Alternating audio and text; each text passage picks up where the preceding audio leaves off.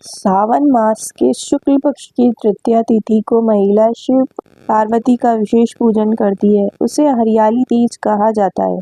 देश के बड़े भाग में यही पूजन आषाढ़ तृतीया को मनाया जाता है। उसे हरतालिका तीज कहा जाता है।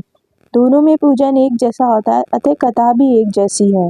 श्रावण मास के शुक्ल पक्ष की तृतीया को श्रावणी तीज कहते हैं, परंतु ज्यादातर लोग इसे हरियाली तीज के नाम से जानते हैं। यह त्योहार मुख्य रूप से उत्तर भारत में मनाया जाता है। इस दिन स्त्रियां माता पार्वती जी और भगवान शिव जी की पूजा करती है। इस दिन महिलाएं निर्जला व्रत रखती है। इस व्रत को करवा चौथ से भी कठिन व्रत बताया जाता है। इस दिन महिलाएं पूरा दिन बिना भोजन जल के दिन व्यतीत करती है तथा दूसरे दिन सुबह स्नान और पूजा के बाद व्रत पूरा करके भोजन ग्रहण करती है। इसी वजह से इस व्रत को करवा चौथ से भी कठिन माना जाता है।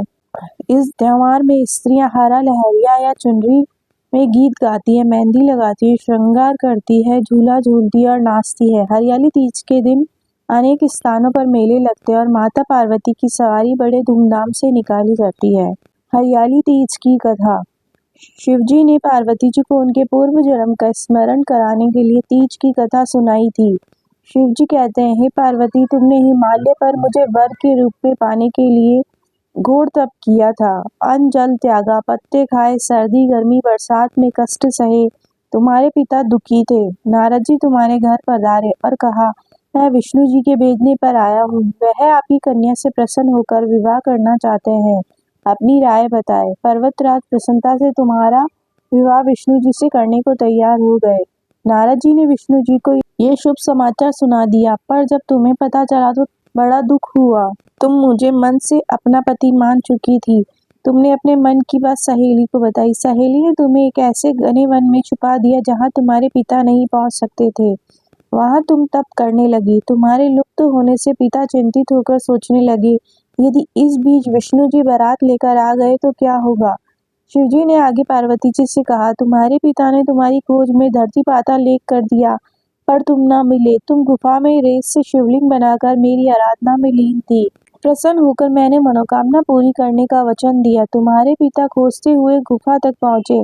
तुमने बताया कि अधिकांश जीवन शिवजी को पति रूप में पाने के लिए तप में बिताया है। आज तप सफल रहा। शिवजी ने मेरा वरण कर लिया। मैं आपके साथ एक ही शर्त पर घर चलूंगी, यदि आप मेरा विवाह शिवजी से करने को राजी हो।